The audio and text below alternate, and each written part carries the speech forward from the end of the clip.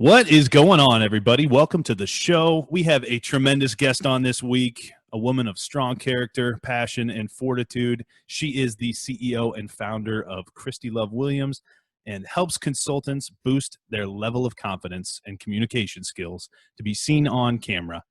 Her birthday is just around the corner, so happy birthday to you, Christie Love, and welcome to the GLE podcast. Thank you so much, Philip.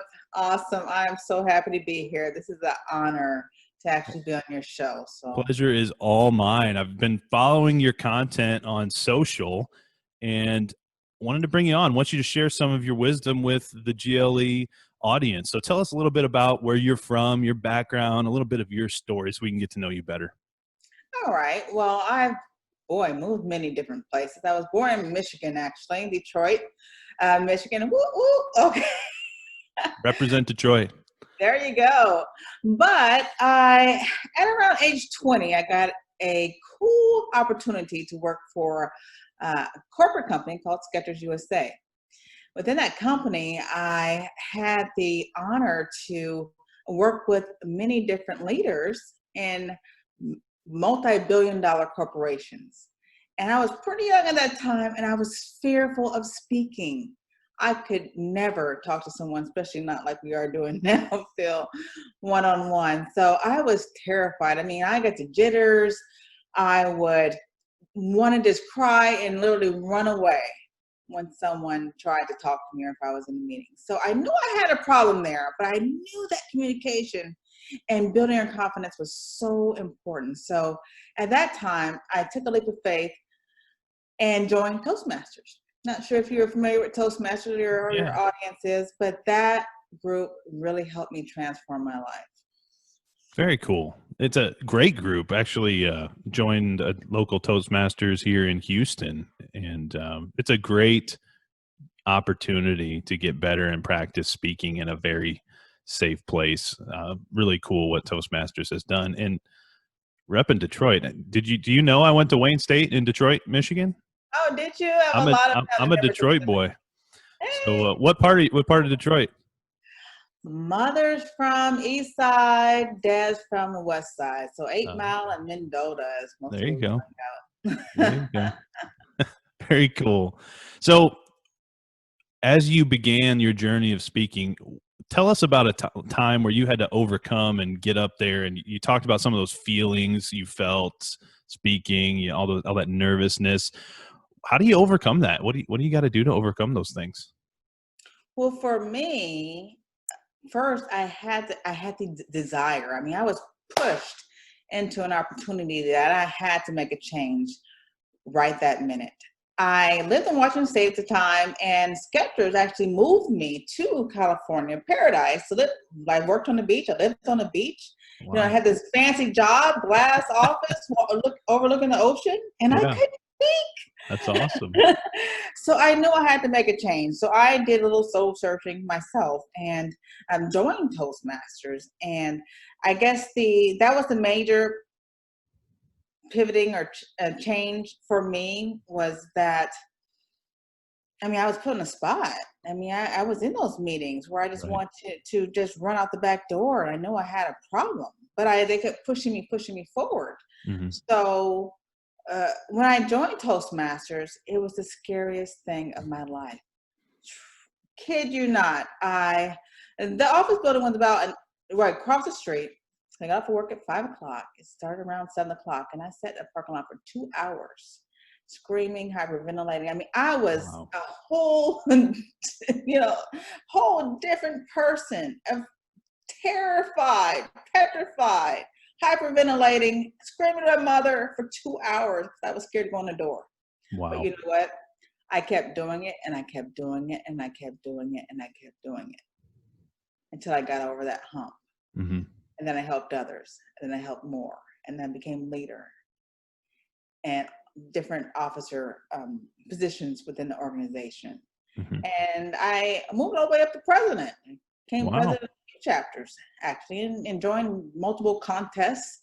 So that was pretty much a leap forward, but it took a while. It took a few months. Yeah. I think about 6 months of consistency.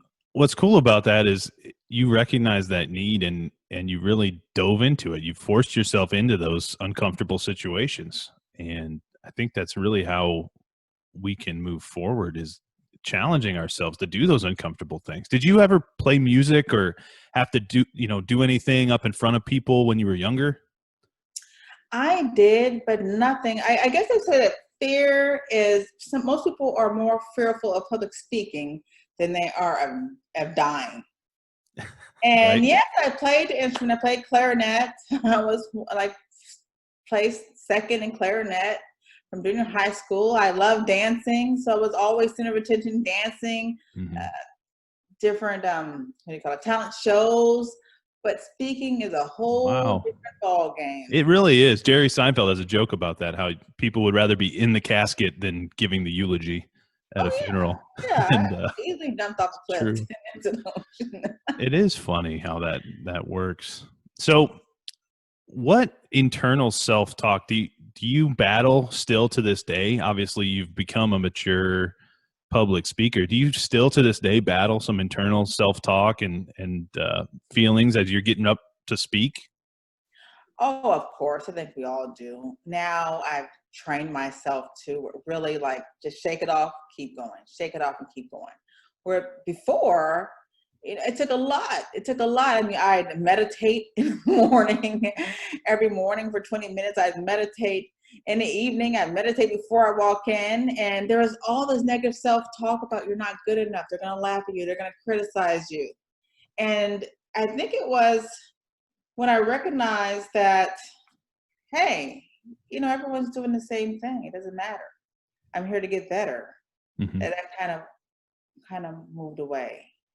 The negative self-talk still comes, Mhm. but now I've trained my brain to easily kind of push that away and keep going. Like I was in Tony and I, Tony's one of our mentors and 365 driven. But we were in a contest together. And it's like, geez, I've done many of these contests. Why do I have the butterflies? And why am I nervous? But now I can just easily just plow through it and do it anyway because I know it's natural and everyone has them. Right. I always find it fun perspective to just think about if I was in the audience, because if you're watching somebody up there on stage, you don't really care. You're not really worried about how nervous they are or anything like that, or you're not even thinking about it. So when you get up there and you think people are all like thinking about you, they're not. You're not. They're No. not.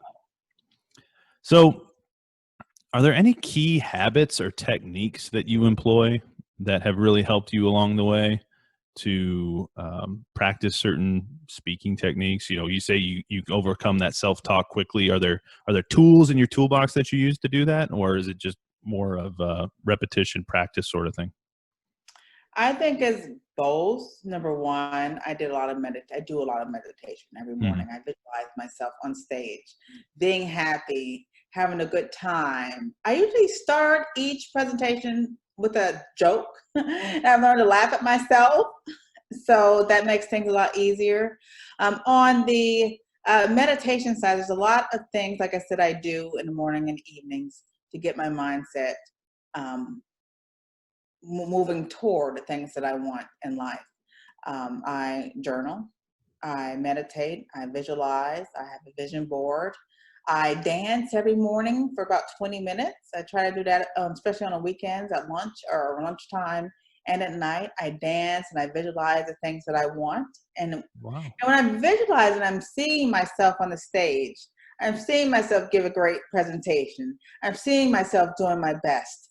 And that really helps me after repetition of doing that to be able to speak comfortably because I've rehearsed in my mind so many times. Hmm. And as far as practicing, boy, back in the day, we didn't have all this Facebook and YouTube and all that that we can practice, make, Sure. doing videos. But what I would do is, it's so funny. I would actually set up pillows and draw happy faces and tape them on each pillow and on my chairs and any stuffed animal I had around the house as if it was my audience. And I would actually speak to them Hmm. speak to them. And another turning point or pivoting point in my speaking career is when I learned to talk to someone as if they were a friend. That's great and advice. and talk to their soul Right. instead of this image. When you talk about your practice, that's something I do something very similar if I'm preparing to speak. And now, like you said, we have video. So instead of like speaking to little pillows, I would speak to a video and record Right. myself. But it's a piece of advice I heard a long time ago is if you can't do it by yourself in a room with nobody watching, how do you think you're going to be able to do it well in front of hundreds or thousands of people? And I think a lot of us, we see people that are really good at speaking and we're like, man, they're so good at that. They do that naturally, and we don't often realize how much work, how many hours. Like I know you've talked about practice and your practice at Toastmasters and how important that repetition is in order to become really proficient at some activity. And it's like that with speaking too. These people that you see that are good at speaking, these stand-up comedians, whatever, they have put in so many hours of practice They to get have. to that point. And make it sound so easy. People look Right. at me now and say, Chris, I can't even imagine you being scared of anything as far as speaking on public. But I really was. Mhm. And it took practice in order to get to where I am today. So And it's overcoming that insecurity. And I really, it's almost like a superpower. Once I think you get to that level where you're not really thinking about other people's criticisms of you, or that insecurity isn't controlling your behavior anymore. Um, it's really amazing how for so long I let that stuff control my life, even in not getting up and speaking. So in your content, you have a lot of good pieces of advice, and I've gone through some of it and pulled out some of my favorites. So I want to kind of drop a line to you and see if you can expound upon it and give us some more context around it. So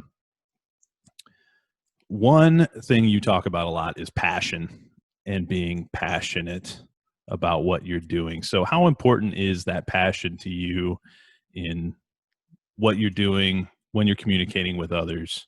Talk a little bit about the importance of being passionate. I think passion is so important. It's a struggle. People struggle when they're not doing something that they really enjoy doing.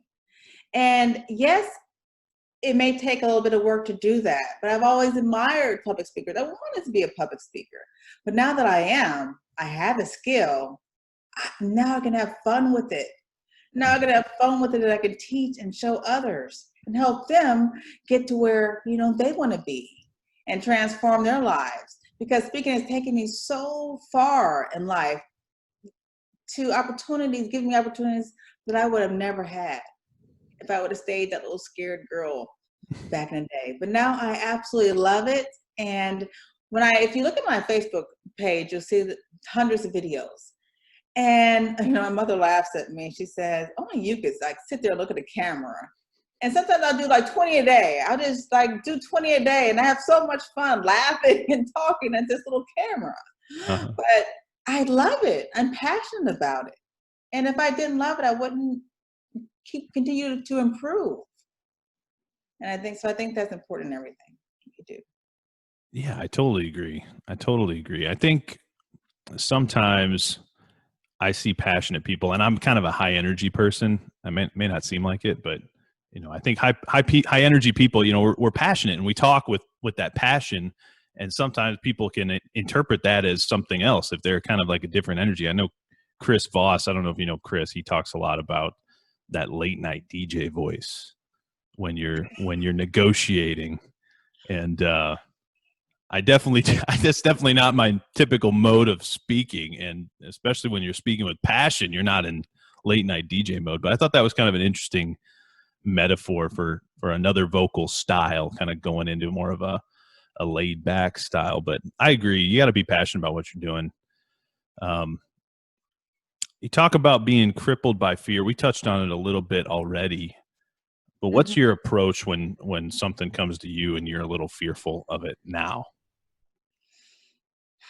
I think now I'm completely past that point. I have gone through and I survived death of public speaking.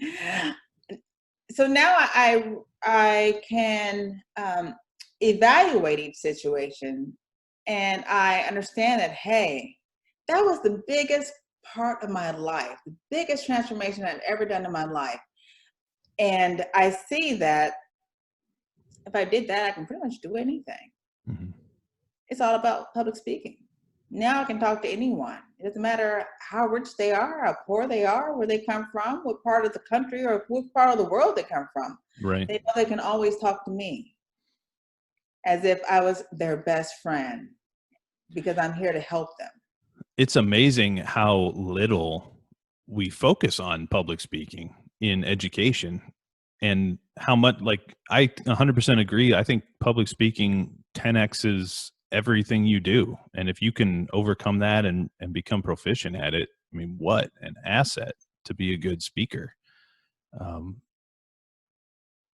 so I love what you're doing, teaching other people how to do this. What's your favorite thing to tell new people and people that are maybe still battling some of those fears that we used to have?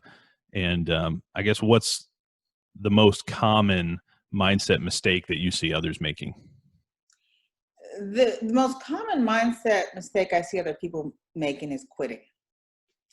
I see so many people start and they have no idea where I came from. I have not seen anyone that petrified before yet. And they still quit and never come back and never learn. And I really feel for them because I know that they're going to struggle through life. Mm-hmm. They really are going to struggle through life. And I hope that they come back and give another shot. One other thing you've talked about, Christy, is standing out from the crowd. And that's something that I started doing that when I watched this guy, Antonio Centena, at Real Men, Real Style. I don't know if you've ever heard of this guy, but I watched him years ago. He talked about men's style. And I challenged myself to kind of up my dress game and just always kind of dress a step up from people when I go into settings. And it's an interesting experience when you do that, because you do kind of stand out. And what is the benefit of standing out like that? And how can you stand out in a crowd? I think I've had a knack for standing out because probably because of my smile. I always smile. One thing that I do when I'm nervous is I will smile, and I will smile even bigger. It's a good habit. Because I'm nervous. Yeah, because I'm nervous. But I use that. And for me, I stand out by, hey, what are they looking? What are people looking at? They're looking at my smile. So I'll change different lipstick colors and things like that, just to give it a little pop, a little different, and then other people that they may see. Use those kind of things, whether it's a bow tie that you like to wear or funny hairstyle or something like that. Make it a little different and change it up. But I think it's my smile that really attracts people when I'm smiling. I kept hearing that and say, oh, okay, well, that's what they're looking at the most. It's my smile. Let's kind of play that up a little bit more. Smiling is important. That's something I need to improve at. I actually took that down as a note when I saw one of your videos about smiling often. I was like, I need to smile more. Philip, yes. I You know. gotta keep smiling. I know. So you become who you hang around. How has your circle and who you hang around maybe changed over your time, now that you were, fearful of speaking, and now that you're not fearful anymore? Do you attribute that to who you've been hanging around in any way? Absolutely. I think when I was at a younger age, I wasn't hanging around people who had goals, had the motivation, had the drive, as I did internally. Mm-hmm. But when I took that move to California during those times, I was surrounded by very professional, very successful people who were actually great, loving, genuine, and helpful people. That if I had any question, they were always willing to spend time or take time to help me. And I think that was that played a huge part in my leveling up and my success and my transformation, Hmm. because I fed on that. And I'm the kind of person where, hey, don't tell me you're going to help me, because I'm going to ask you every question I can and get all the help that I can. And I had literally like 20 great people that I was surrounded by who were like that. So I would spend as much time as I could in their company, in their environment, and learning from them as much as I could. And they helped me in so many different ways. And I'm so fortunate and honored for that. Yeah, I think this is one that you always hear it growing up, and I definitely took it for granted and didn't really understand the importance of becoming who you hang around. And until recently, I've really started being more conscious of it. And I think lots of us get in trouble because obviously we're going to be hanging around our family, right? We love our family, and our families are made up of, all sorts of different people that have different goals, and maybe they don't have that same drive that Christie Love has, right? To go do some of the things that you're doing. And sometimes we can let that control our behavior or almost kind of crush some of those motivations we have. But I think it's so important to get around people that are doing the things that you want to be doing. If you're not around people that are doing and living the life that you aspire to, then there's no way you're going to be able to get there on your own and hanging around people that aren't doing those things. Right. Well, of course, as a mentor and a coach, I am probably now at a level where someone else is looking up to me, that I can help them along. However, I continue to look for people who have that drive to improve themselves, if that's the case. Hmm.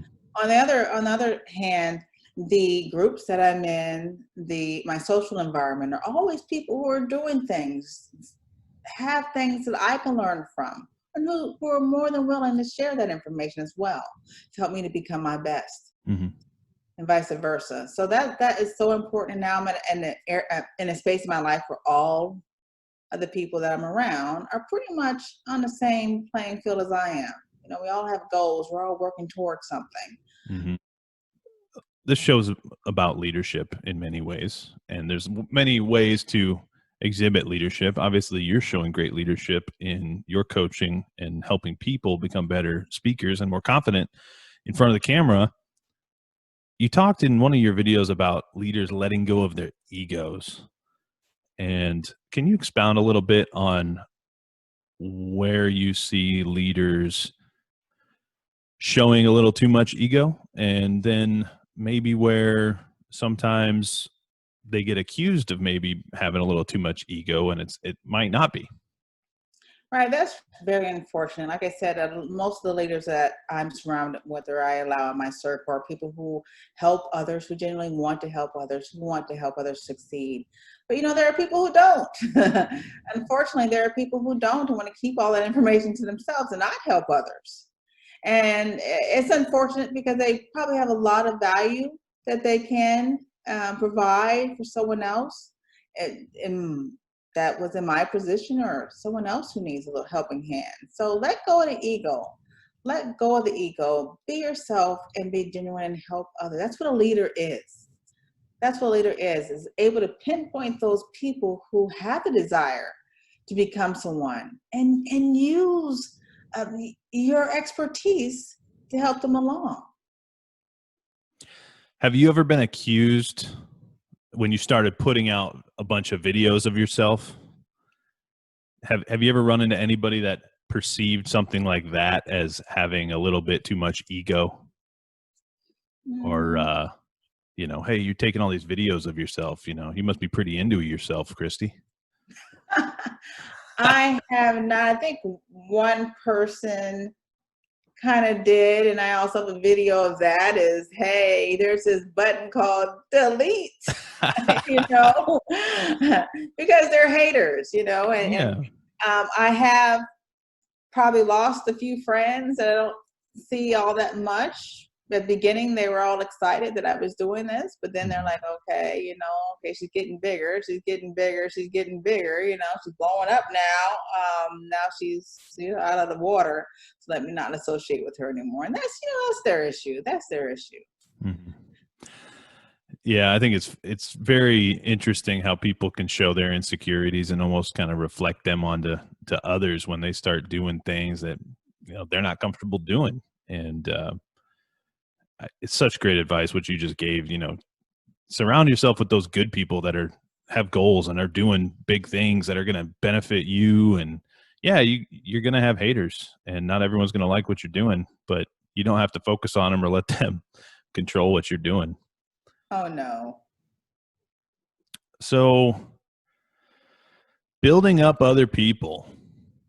You talk about building up other people. You talk about being a role model.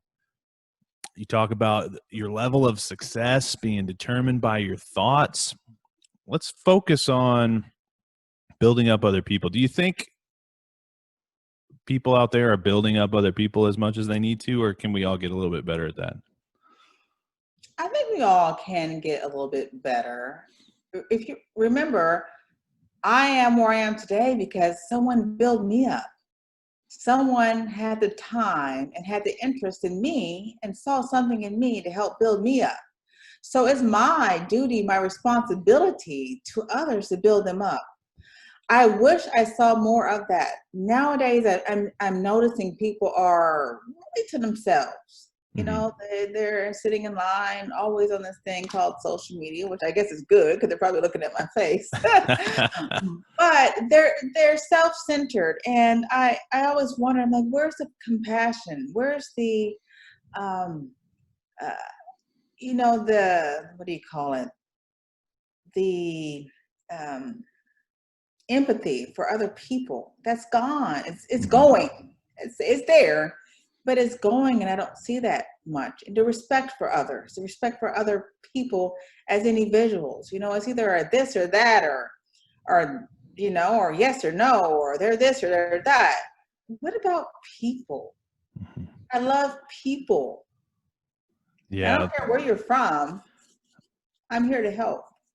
it's too easy to take people for granted and kind of forget that the people are the important part. And something you said earlier about visualizing reminded me of what you were just talking about, where somebody saw something in you, Christy, and maybe you wouldn't have seen that. And to me, that's something that really good leaders have, is that vision, and they can almost see that potential in people that they wouldn't even, those people might not even know it was there. And I've had some good leaders in my life that really helped me gain a lot of confidence because they had a vision for something I could become that I would never have even dreamed of. And it sounds like you had that too with some of your mentors. I did. So Definitely. who are, well, I won't ask you who they are necessarily, but do you have key mentors that you still lean on in your life? And what's your approach to mentorship? My mentors, or the people that really helped me previously, have changed over the years. I've moved to Houston. Things have changed. And now mostly I'm helping others. I'm helping others, and as I help others, I see myself grow. Mm-hmm. I'm also doing my own spiritual guidance. I have mentors that I've taken courses online for different mentorship. There's one that was a huge help in pivoting my life, Chanel Cooper Sykes. I'm also in various groups like the 365 Driven Community. Mm-hmm. Has helped me tremendously. Yeah, me too. But my morning ritual, that's one thing that I do not deter from. Every Mm-hmm. morning I wake up. Every morning I walk straight to, I have I call it a prayer meditation room, where I get on the floor and I visualize all the things that I want. I see it, I smell it, I feel it. And that alone, since I've done that for the last, let's say, 3 years, my life has transformed. Yeah, some people, when you talk about it, I'm a Christian, so from my Christian background, you hear people talk about meditation and visualization, and it can kind of sound funky, or like, man, what are they doing? You almost kind of get your wall kind of goes up, like, what are they talking about? But something I think is a really good metaphor for the visualization thing. And my wife was talking about it the other day because we were talking about getting a different car, a vehicle, and you talk about a certain vehicle, and it's maybe not one you see very often, but just because you have it in your mind, now you see that vehicle everywhere, right? Right. And so to me, that's what visualization is all about. It's about having those things in your mind, so when the opportunities come, you'll actually be able to see it. Right. Because Right. unless you're thinking about it, you're going to miss it. It might be right in front of your face. That's true. And I'm a Christian as well. So the first thing I do when I get on that floor is my prayer, Mhm. my devotion, speaking to my Lord. And then I spend time, doing the work is what I call it, Mhm. the work that I need to do to build my life first internally and make it a reality. So that may involve, like I said, the journaling, the Yeah. visualization, the look at my vision board, and the dancing. So I spend about 45 minutes every single morning in that room, and it's Mhm. my room. No one goes in that room. It's my sacred space, my sacred place, where I go there and I do my work. It's funny how I see so many people who probably may think, man, that's just 45 minutes. Like, I don't have time for that.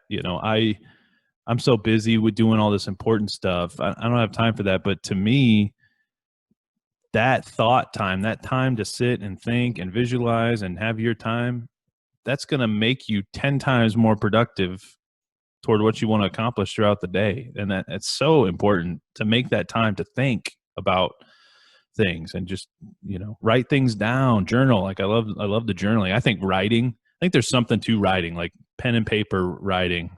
I haven't converted over to any of these tablets yet. I don't know if you have any of those tablets you can write on like paper, but um, I like just pen and paper, blue pen, paper. You But know what? You don't have time not to do it. mm, That's what I see. You don't have time not to do it because I went through years of struggling, years of struggling. And when I started doing this, that's when my life transformed. I visualized the car I wanted. I got sure. that. I visualized the husband I wanted. I got that. I visualized Mhm. the home I wanted. I got that. Right. And now I'm visualizing my business. And Right. look where I am now, talking to Mr. Philip Swanson. There you go. Big time. Big From time. Detroit. There you go. Repping the Woo. D. So yeah, it's funny. A perception thing I've struggled with because I've been employing some of those similar strategies, the thinking time, the journaling. You get to a point where you reach a level of efficiency, and it could almost be perceived as laziness. And like some people who don't get it, they're like, you don't seem like you're frantically running around busy, crazy busy all the time, and you're not like, always stressed and putting in all these crazy hours and things. And it's like, well, we're still super productive and getting all sorts of things done, right? So it's an attitude and approach it's that efficiency is huge. And so that's great advice. And anybody out there in the GLE world who hasn't employed significant thought time, journaling, great things to do, really focusing on your goals and getting really clear on what you want to accomplish and your plans to get there. Well, Christy, this has been fun. Anything else that is on your mind? One question I like to ask, you never know who's going to see this years and years and years down the road. Our great great great grandkids, or nieces and nephews or whoever might see this someday, and they'll be like, hey, there's grandma, great great great great great great great grandma Christy, and great great great great great great great great great Uncle Phil. So, what would you tell those future generations if you could leave them one? I'll give you 1 to 3 things to tell them. One. What would you leave them with? I would just tell them that they are special. They are important. They do matter. And whatever is out there, whatever you are scared of, whatever you're frightened of, is only an image. Do the work. Do the work. Be persistent. Practice. Do whatever it takes to get over that hump. Because when you get over that hump to the other side, it's going to be such a better life for you. It's one that you're going to enjoy and be passionate about. Amen. I agree wholeheartedly. Christy, it's been an absolute pleasure chatting with you. I'm so grateful to be hearing all this great advice, and I know that the GLE audience is too. If they want to find out more, where can they find you? They can find me on my website at beseenbeloved.com. Also, I am creating a new course now that will help anyone who's struggling with communicating and getting the message out. It's called From Stage Fright to Superstar. So look out for that. It's how to break free from your shell and get your message out to the world. Awesome. Christie, it's been a pleasure. Thank you. You. You take care. You too. Bye, Phil.